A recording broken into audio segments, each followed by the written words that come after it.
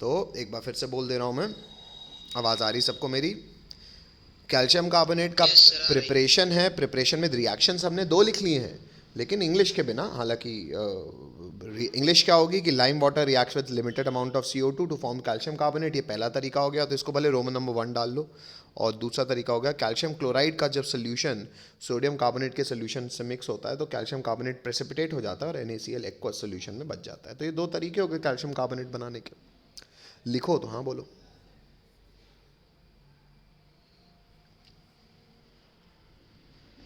Yes sir. चलो हटा दो बच्चों।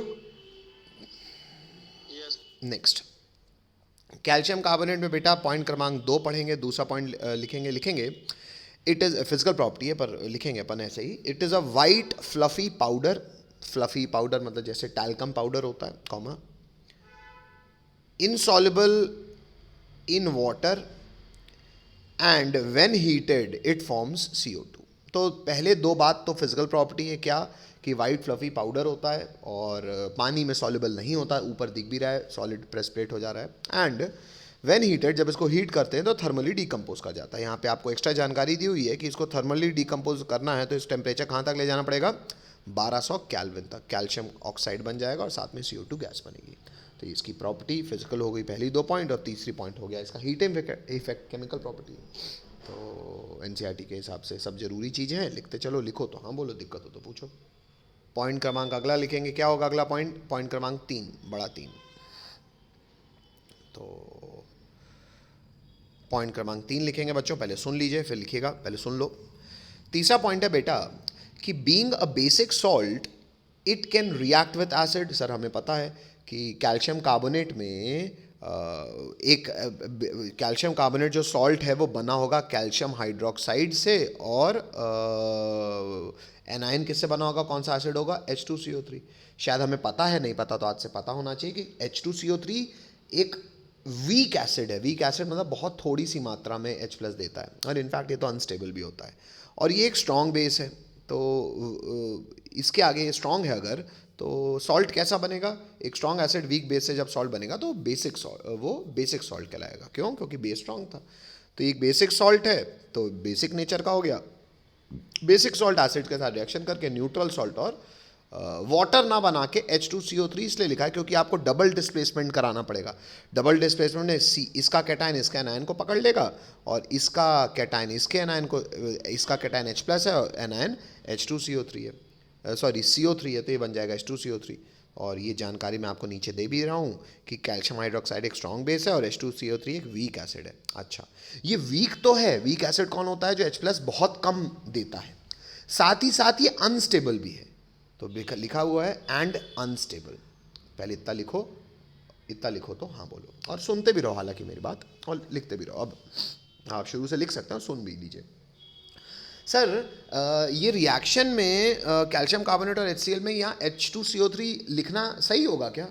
बेटा डबल डिस्प्लेसमेंट के हिसाब से तो सही होगा, पर आपको मैं वही एक्स्ट्रा जानकारी दे रहा हूँ कि H2CO3 एक वीक एसिड तो ज़रूर है, मतलब बहुत थोड़ी मात्रा में H प्लस देता है, साथ ही साथ अनस्टेबल भी है। तो सर अगर अनस्टेबल है तो इसको क्यों लिखा है? एक्चुअली बेटा नेचर में भी ये बनता नहीं है, ये डीकम्पोज हो जाता है। क्यों? क्योंकि अनस्टेबल है। सर ये डीकम्पोज होकर क्या बनाता है, तो वो भी नीचे लिखवा दूंगा मैं। तो पहले अभी इतना लिखें, लिखे तो हाँ बोलें, और फिर आगे देखते हैं। क्योंकि H2CO3 अनस्टेबल है तो लिखेंगे एन अनस्टेबल। हेंस कभी भी आप H2CO3 को देखोगे ना तो रिएक्शन में H2CO3 के रूप में नहीं लिखा रहेगा, वो लिखा रहेगा H2 और CO2। क्यों? क्योंकि अनस्टेबल है, टूट जाता है। किसमें टूटता है? H2 और CO2 में। देखो H2CO3 अगर H2 और CO2 में टूटेगा तो देखो ये रिएक्शन बैलेंस्ड भी है, मालूम? मतलब जहाँ भी आपने ऊपर रिएक्शन में H2CO3 लिखा है वहाँ पे टेक्निकली आपको लिखना चाहिए H2O प्लस CO2। तो सर अगर H2CO3 लिख देंगे तो गलत है? गलत नहीं है बेटा, पर हाँ ज़्यादा सही H2 और CO2 लिखना है।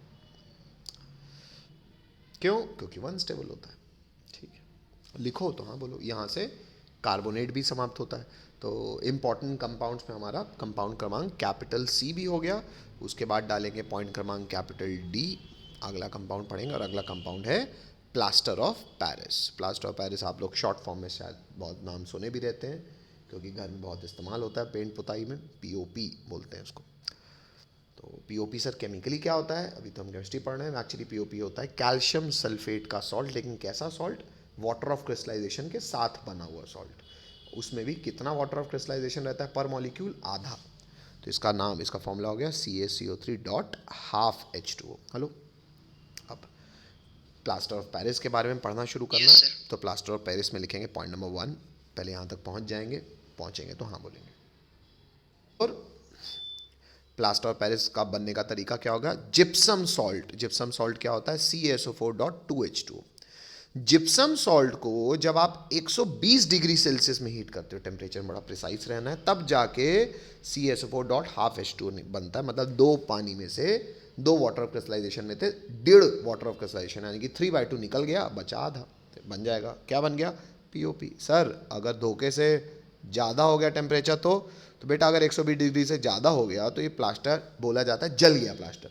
इसको इंग्लिश में भी कहते हैं dead burnt plaster, which is CaSO4। What is CaSO4? Sir जिसमें एक भी वाटर ऑफ क्रिस्टलाइजेशन नहीं बना है ना। तो कई लोग इसको, इस डेड प्लास्टर को सूखा हुआ कैल्शियम सल्फेट या सूखा हुआ POP भी कहते हैं। तो हम इसको बोल रहे हैं अनहाइड्रस। सूखा हुआ मतलब अनहाइड्रस, पानी का वाटर ऑफ क्रिस्टलाइजेशन नहीं है। क्या है ये? Anhydrous calcium sulphate. What is this? हाँ बेटा।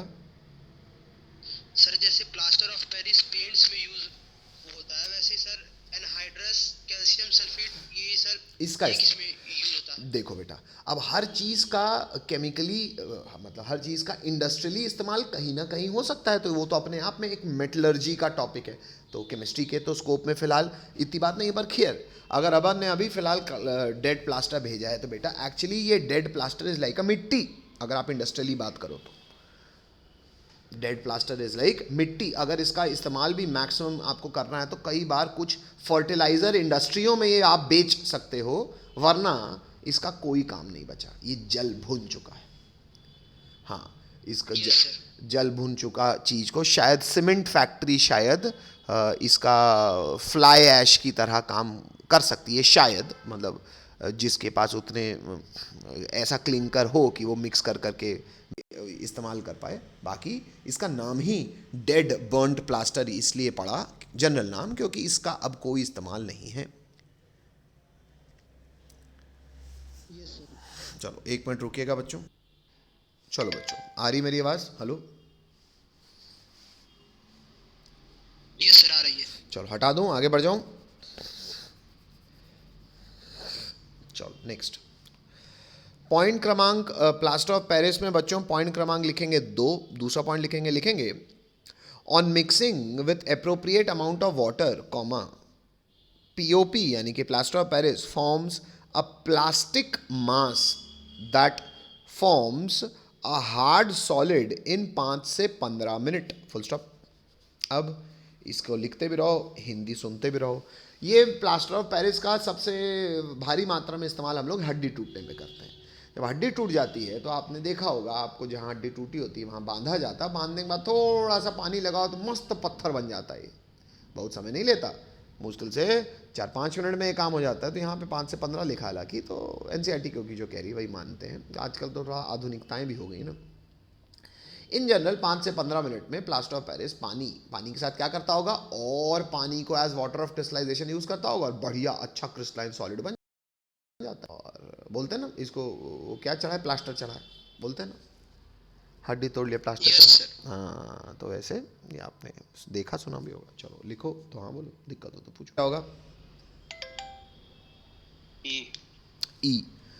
तो ये शायद लास्ट भी है आपके अल्कलाइन अर्थ मेटल्स का कंपाउंड, कैपिटल E, सीमेंट। अरे हाँ बेटा, सीमेंट भी एक्चुअली अल्कलाइन अर्थ मेटल से बना हुआ ही एक प्रोडक्ट है जो कि आप अपने घरों को बनाने में इस्तेमाल करते हो। आइए देखें क्या है सीमेंट। सीमेंट में बच्चों पॉइंट क्रमांक 1 लिखेंगे, बहुत ज़रूरी बातें हैं। आइए पहले सुनते जाएं फिर लिखते जाएं। पहले सुन लेंगे, लिखेंगे cement was first introduced in England and was called Portland cement because it resembles with natural limestone found in the isle. ये लिखा हुआ है ISLE, पर इसको पढ़ते हैं आइल ऑफ पोर्टलैंड। आइल मतलब पहाड़ियाँ। अब सुन लो, एक्चुअली जो सीमेंट हम आज अपने लिखते भी रहो और कहानी भी सुनते रहो, आज हम अपने आसपास ये जो सतना में भी इतने सारे सीमेंट प्लांट देख रहे हैं, ये सीमेंट प्लांट की ये जो सीमेंट है, ये लोगों को कैसे पता चला ऐसे बनाओ, ऐसा मिश्रण बनाओ तो घर जुड़ जाएगा, दो ईंटें जुड़ जाएंगे? एक्चुअली प्राचीन काल में इस चीज़ की शुरुआत इंग्लैंड के एक पहाड़ी इलाके से हुई थी, जो जो जो जो जगह कहलाती है पोर्टलैंड। अच्छा, ये पोर्टलैंड की जो मिट्टी थी ना, पहाड़ों की, जो पहाड़ खोद के जब पत्थरों को पीसा गया और देखा गया तो जिसकी जो मिट्टी थी ना, उसमें एक विचित्र बात थी। भाई पहले लोग कच्चे मकान बनाते थे। कच्चे मकान क्या बने, जैसे पहले दीवार उठाने के लिए लोग यूज़ करते थे धोकों का। धोखा सुने हो? धोखा, ढोका, ढोका, हेलो, सुने ढोका कभी आपने? नहीं सर। बेटा ढोका एक्चुअली जो बड़े बड़े ईश्वर द्वारा बनाए गए बड़े बड़े पत्थर होते हैं, जो मतलब पाए जाते हैं। तो पहले लोग क्या है, धोके मतलब पत्थर, ब्रिक। तो ईंटें तो हम बनाते हैं, पहले धोके हुआ करते। जैसे यहाँ से रीवा जाओ तो एक राइट साइड में, अब उसको खैर सुना हूँ मैं कि एमपी टूरिज्म और हेरिटेज कुछ बना रहा है, तो जब भी आपको पुरानी बिल्डिंग है, पुरानी मतलब राजा महाराजा टाइप की, ऐसे खजरा वजराओं में देखो तो वहाँ ईंटें थोड़ी हैं, वहाँ पत्थर हैं, पत्थर धोके, अजीब अजीब साइज़ के जो पत्थर होते हैं उनको धोके बोलते हैं। अच्छा, तो धोके को पहले लोग कैसे जोड़ते थे सर? पहले मिट्टी के साथ जोड़ देते थे। अच्छा, मतलब बहुत पहले की बात कर रहा हूँ, सीमेंट तो फिर भी वैसी लोगों ने मिट्टी खोज ली थी। तो कुछ मिट्टी से जब जोड़ा गया, कह ले वैसे लोग वो गाय का गोबर का भी काम करते, यूज़ करते थे। तो जब कुछ ऐसी पोर्टलैंड की मिट्टी को यूज़ किया गया तो उन्होंने दो धोकों को इतनी तेज़ी से जोड़ दिया, कहीं ना यार मस्त है यार, ये तो टूटे ना टूटे। कहीं वाह वाह वाह, बहुत अच्छी मिट्टी। अच्छा, खोद खोद खोद खोद सारी मिट्टी निपटा दिए। अब जब निपटा रहे थे तो उस दौर में कोई होशियार आदमी भी होंगे, तो उन्होंने कहा यार इस मिट्टी को देखें तो ये तो ख़त्म होने वाली है, देखें तो इसमें है क्या। तो लैब में टेस्टिंग हुई, उस ज़माने की है कोई लैब। अच्छा, जब टेस्टिंग हुई तो उसके इंग्रेडिएंट्स निकाले गए, और वो इंग्रेडिएंट्स निकालने के बाद आज फैक्ट्रियों में वही इंग्रेडिएंट डाल के उसको प्रोसेस करके बनाया जाता है, जो ईश्वर बनाए, नेचुरली बनाया हुआ था। जो हमारा इवोल्यूशन की दौरान ईश्वर बिग बैंग जब हुआ होगा, जब अर्थ फॉर्मेशन हुआ होगा, तो वो ऑलरेडी जो नेचर ने बनाया हुआ था, ईश्वर को नेचर बोलो ज़्यादा अच्छा है, तो वो नेचर की चीज़ को हमने समझा और हम उसको बनाने लग गए। अब सर सतना में इतनी सीमेंट फैक्ट्री क्यों है, जबलपुर साइड कम नहीं क्यों क्यों है, और बाकी भोपाल साइड तो बिल्कुल नहीं है, क्यों बेटा? क्योंकि यहाँ का पत्थर, भाई आपको ये शायद सुना भी होगा आपने, अपने हमारे सतना और मैहर और ये पूरे रीवा, ये क्षेत्र में बहुत सारे पहाड़ हैं। पहाड़ मतलब लाइमस्टोन। और क्योंकि लाइमस्टोन है तो limestone is one of the major constituent of cement, जो अगर अवेलेबल है तो भाई पहाड़ तोड़ के लाने में भाड़ा लगता है ना, ट्रकों का डीजल लगता है, भाड़ों से ही चीज़ें महंगी हो जाती हैं। तो इसलिए यहाँ पे फैक्ट्री क्यों है? क्योंकि भाड़ा कम लगेगा। क्यों? क्योंकि आसपास से आ जाएगा लोग। Hello, yes sir. तो ये हो गया सीमेंट की थोड़ा सा इंट्रोडक्टरी कहानी। अब आगे बढ़ते हैं। पॉइंट नंबर 1 लिख लिया सबने? Yes sir. चल, पॉइंट क्रमांक 2 पहले देख लो बेटा, लिखना मत, पहले सुन लो। अच्छा, अब एक्चुअली बेटा सीमेंट कायदे से अगर डिटेल में पढ़ने जाओगे तो सीमेंट में तो ये 4 साल की एक एस टाइप की यूनिवर्सिटी इंजीनियरिंग भी कराते हैं। हाँ, IITs में जाओगे तो शायद अगर इंडस्ट्रियल इंजीनियरिंग या सिविल डिपार्टमेंट पढ़ोगे तो एक सेमेस्टर में एक सब्जेक्ट होगा, और उस सब्जेक्ट में उतना ही पढ़ा देंगे जितना एक केस में 4 साल में पढ़ाते हैं, है ना। तो खैर आगे बढ़ते हैं। तो सीमेंट, आप ही आपने केवल एकदम बेसिक सी बात जानी है। एक्चुअली बेटा सीमेंट में क्या होता है, आपने अभी भी देखा होगा कि गोल गोल गुंबज में लेके जाते हैं, उसको कहते हैं क्लिंकर। पड़ा है क्लिंकर? आप सीमेंट फैक्ट्री के आसपास जाओ तो ऐसे ट्रकें रहती है, ट्रकों में कैप्सूल्स होते हैं, तो कई बार उसमें फ्लाई ऐश होती है, कई बार उसमें क्लिंकर होता है। Actually it is a mixture. अब मिक्सचर किस चीज़ का होता है? उसको हम स्लरी कहते हैं एक्चुअली टेक्निकल भाषा में, SLURRY, स्लरी। स्लरी होता क्या है बेटा? स्लरी होता है mixture of limestone and clay are powdered together. मतलब लाइमस्टोन, टूटा पत्थर जिसमें कैल्शियम कार्बोनेट हो, और क्ले, ये साथ में पाउडर्ड फॉर्म में मिक्स रहता है, उसे कहते हैं स्लरी। इस स्लरी को हम सीमेंट फैक्ट्री में डालते हैं और क्या करते हैं? इसका कैल्सिनेशन। मास्टर, कैल्सिनेशन क्या होता है बेटा? कैल्सिनेशन एक टेक्निकल वर्ड है जिसका मतलब होता है हीटिंग इन लिमिटेड एयर। मतलब हवा की लिमिटेड सप्लाई में, भाई बिना हवा के हीट तो हो ही नहीं सकता, ऑक्सीजन चाहिए ही चाहिए, पर हाँ एकदम न्यूनतम हवा रखो, limited heating in limited air. लगभग 800 से 1500 डिग्री सेल्सियस में इसका दोनों को मिक्स किया जाता है, इस स्लरी को हीट किया जाता है, और हीट करके जो बनता है वो कहलाता है सीमेंट क्लिंकर। क्या कहता है, क्या कहलाता है? Cement clinker. अब ये जो सीमेंट क्लिंकर है, ये सीमेंट क्लिंकर में क्या क्या होता है सर? ये सीमेंट क्लिंकर में बेटा, तो सीमेंट क्लिंकर के नीचे लिख दीजिएगा आप कॉन्स्टिट्यूएंट्स आर, मतलब ये क्लिंकर ये जो बना, ये मिक्सचर में होता क्या क्या है। तो आइए हो पहले इतनी फ्लो चार्ट बना लो बेटा, फिर देखते हैं इसमें क्या है। इतना समझ में आया कि नहीं आया? हेलो। अब बेटा क्लिंकर के कंस्टिट्यूएंट्स क्या हैं, ये बहुत ज़रूरी बात है बेटा। हालांकि फैक्चुअल डेटा है पर याद होना चाहिए, बहुत ज़रूरी है। लिखेंगे बच्चों, ये क्लिंकर के कॉन्स्टिट्यूएंट्स क्या है, उसमें लिखेंगे पहला रोमन नंबर 1। तो पहला कॉन्स्टिट्यूएंट, ये फॉर्मूले याद होने चाहिए। पहला कॉन्स्टिट्यूएंट है Roman number try calcium silicate. Try calcium silicate मतलब पर मॉलिक्यूल ये जो ये डबल सॉल्ट है। What is a double salt? Sir जब दो सॉल्ट मिलके एक सॉलिड बनाते हैं, एक मॉलिक्यूल का फॉर्मेशन करते हैं, उसे कहते हैं डबल सॉल्ट। तो यहाँ पे दो सॉल्ट क्या हैं? एक सॉल्ट है कैल्शियम का ऑक्साइड CaO, और एक सॉल्ट है सिलिकेट। सिलिकेट होता है SiO2। लेकिन इस ट्राई कैल्शियम सिलिकेट में कैल्शियम के ऑक्साइड कितने हैं? 3 कैल्शियम के ऑक्साइड हैं और 1 SiO2 है। तो इसको इंग्लिश में क्या कह रहा हूं मैं? Try calcium silicate. Hello hello. Yes sir. तो ये है try calcium silicate, 3 calcium oxide और 1 डॉट SiO2। अच्छा, इसको कंबाइन करके फॉर्मूला क्या बन जाएगा बेटा? डबल सॉल्ट एक्चुअली इकट्ठा करके भी लिखा जाता है। तो देखो ब्रैकेट में लिखा हुआ है, खुद बताओ। कैल्शियम 3 हो गए सर, सिलिकॉन 1 हो गया सर, ऑक्सीजन ये 3 और ये 2, तो कंबाइंड फॉर्मूला क्या हो गया बच्चों? Ca3SiO5। बात समझ में आ रही है? हेलो। Yes sir. लेकिन ये डबल सॉल्ट का जब कंबाइंड फॉर्मूला लिखना ना, तो क्रिस क्रॉस मेथड ना करना, क्योंकि ये दो सॉल्ट अलग अलग ऐसे क्रिस क्रॉस में वैलिड है, लेकिन कंबाइन करके ये नहीं करना कि कैल्शियम SiO5, तो सर ये 5 कैल्शियम पे चला जाएगा 3, यानी ये पंचायत नहीं करना। ये तो इसका कंबाइंड फॉर्मूला मैंने ब्रैकेट में आपको बताया हुआ। और ये भी जो क्लिंकर होता है उसमें ट्राई कैल्शियम सिलिकेट कितना प्रतिशत होता है? 51%। ठीक है, आगे बढ़ूं? यस। नेक्स्ट दूसरा होता है बेटा इसमें Roman number 2 die calcium silicate. अब आप शायद समझ सकते हो कि पर मॉलिक्यूल 2 कैल्शियम ऑक्साइड और 1 SiO2। कंबाइंड फॉर्मूला हो जाएगा Ca3SiO4, ये रहता है 26%। तीसरा रहता है ट्राई कैल्शियम एल्यूमिनेट, मतलब 3 कैल्शियम ऑक्साइड और 1 एल्यूमिना। एल्यूमिना क्या होता है? Al2O3, एल्यूमिनियम का ऑक्साइड। इसका कंबाइंड फॉर्मूला क्या हो जाएगा? Ca3Al2O, 3 यहाँ और 3 यहाँ, 6, ये लगभग रहता है 11%। और इसके अलावा Roman number 4 some extra compound, जैसे कि CaSO4.2H2O। CaSO4.2H2 क्या कहलाता है? आपने पहले भी देखा है, जिप्सम सॉल्ट कहलाता है। और जिप्सम कितना ऐड किया जाता है? इज एडेड 2 से 3% बाय वेट ऑफ क्लिंकर। मतलब ये जो आपका पूरा मिश्रण है, इस मिश्रण में हम फर्दर एक चीज़ और ऐड करते हैं। कितना? क्या? जिप्सम। कितना ऐड करते हैं? लेट से तुम्हारा ये जो ऊपर का क्लिंकर है वो 100 किलो का है, तो 100 किलो में 2 से 3%, मतलब 2 से 3 किलो क्या डाल दो? जिप्सम। फिक्स नहीं है ये, हाँ 2 से 3% फिक्स है, पर किसका? टोटल वेट का। अगर आप ये 1000 किलो इसका मिश्रण लोगे तो 2 से 3% आपको 1000 का निकालना पड़ेगा। 1000 का 2% कितना हो जाएगा?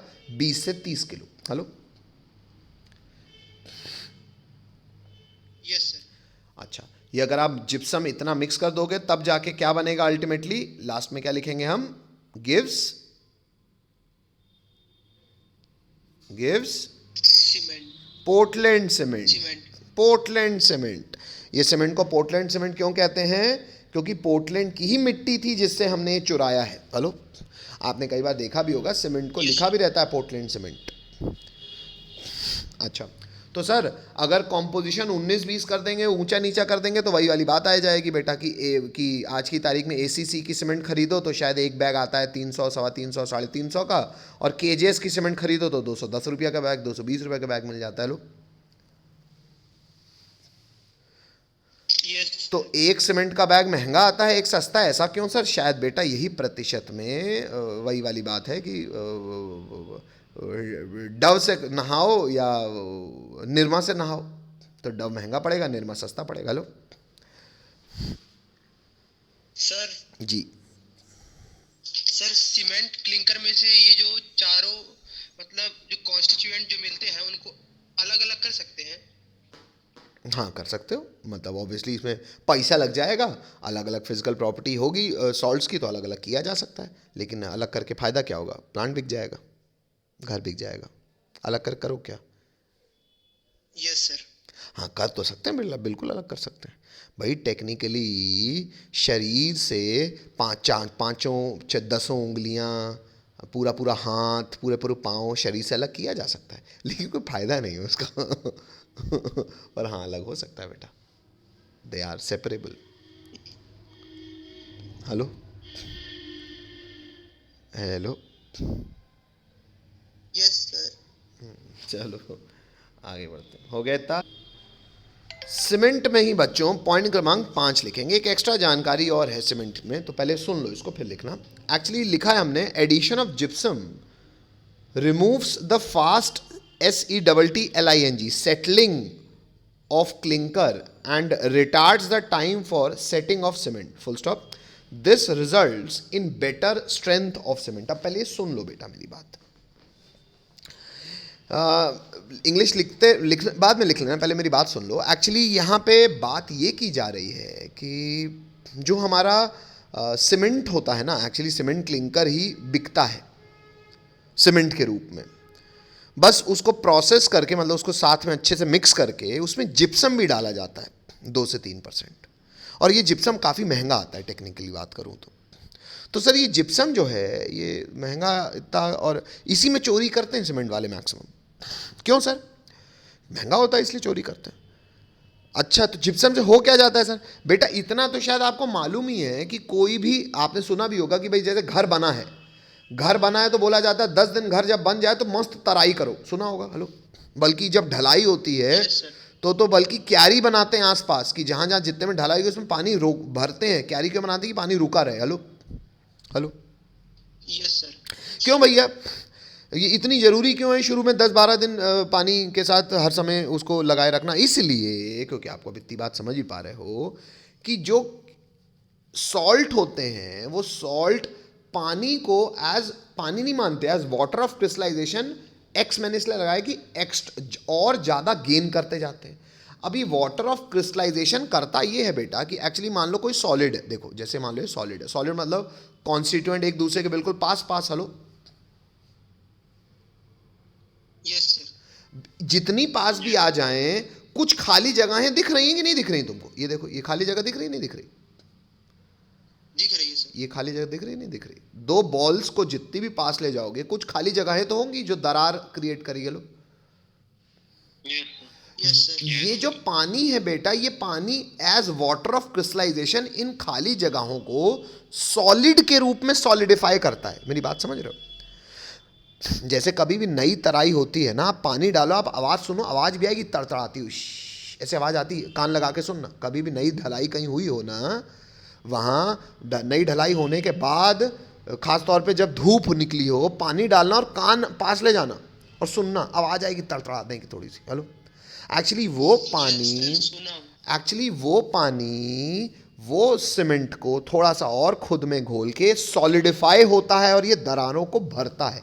अब दरारें भरेंगी तो सॉलिड और मजबूत होगा कि कमजोर? मजबूत होगा। तो वो पानी कोई नॉर्मल फिजिकल प्रोसेस नहीं है, वहां पे pani is undergoing a chemical change and converting the solid into a more better crystalline solid with more better geometry, और वो सीमेंट को मजबूत कर देता है। Hello sir. जी सर। यस सर, फिर सीमेंट बैठ जाता है उसमें। हाँ। सर मीटिंग खत्म होने वाली है। चलो ठीक है बेटा, रुक जाओ, मैं मीटिंग आईडी फिर से भेज रहा हूँ, फिर से जाओ। तो ये पॉइंट क्रमांक फिर अब समझ में आ गई ये बात, तो ये पॉइंट को लिख लीजिए, मैं एक बार इंग्लिश पढ़ दे रहा हूँ। एडिशन ऑफ जिप्सम रिमूव्स, अच्छा एक सेकंड, एक चीज़ और।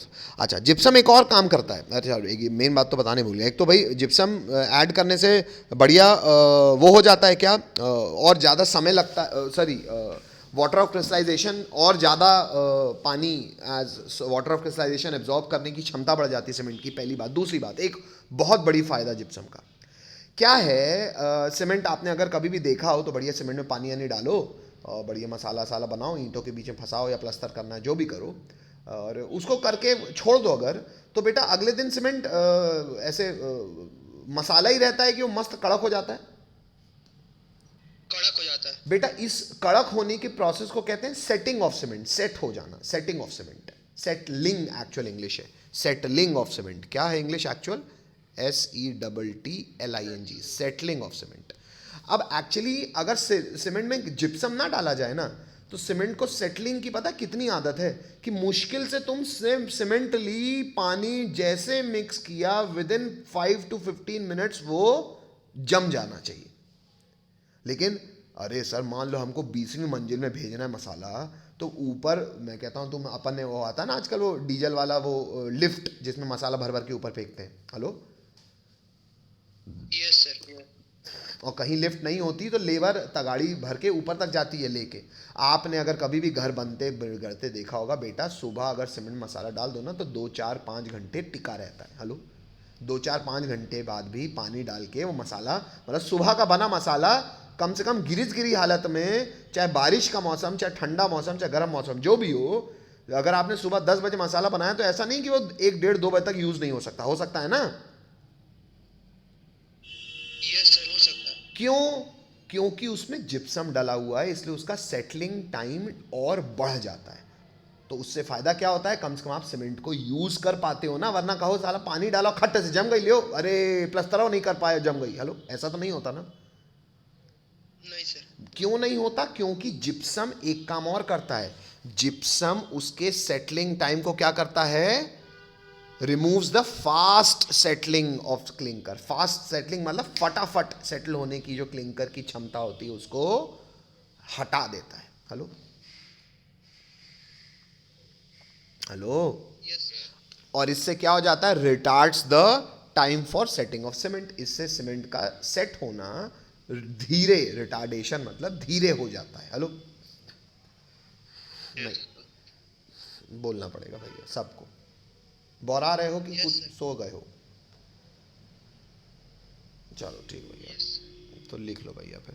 लेकिन बच्चों इतनी चीज़ मैं आपसे ज़रूर चाहूँगा बेटा, बहुत थोड़े से जनता है मेरे पास, कोई बात नहीं, हम थोड़ी सी जनता में पढ़ेंगे बच्चों। एक एक्सपेक्टेशन मेरी आपसे, क्लास पढ़ने के दौरान जगे रहा करो बेटा, है ना, थोड़ा सा बोलते रहो, थोड़ा सा रीड, बोल रहा हूँ तो करते रहो, और घर आके एक बार रीड दो, आपको फ़ायदा लेकिन जो होगा वो साल भर बाद आप देखना, वो जो एग्जॉल्ट जेई में रिजल्ट दिया करता था वो आप भी केमिस्ट्री में अभी भी देंगे, है ना।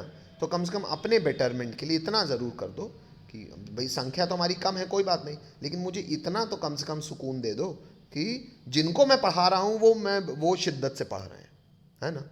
तो आपका रिजल्ट ही बहुत यस सर। ख्याति क्रिएट कर देगा वापस, आपकी भी मेरी भी, है ना। तो ये मेरे लिए अपने लिए इतना और थोड़ा सा ज़रूर कर लीजिए, है ना, कि हमारे बीच में और बोर्ड लेवल की तैयारी, हम भी बोर्ड लेवल का ही पढ़ रहे हैं, पर केवल शिद्दत का फ़र्क हमारे रिजल्ट में ज़मीन आसमान का फ़र्क क्रिएट करेगा, है ना। तो इतना मैं ज़रूर आप लोगों Yes, से निवेदन कर रहा हूँ कि आप इतनी ज़रूर इन एनर्जी डालें कि जो पढ़ा रहा हूँ उसको प्रॉपर रीड कर रहे हो, जो सुना रहा हूँ उसको प्रॉपर सुन रहे हो, रिकॉर्डिंग अगर भेज रहा हूँ तो ईमानदारी से देख रहे हो, है ना। और रीड करना is the only thing that I am expecting out of you, है ना। चलो बेटा Yes, sir.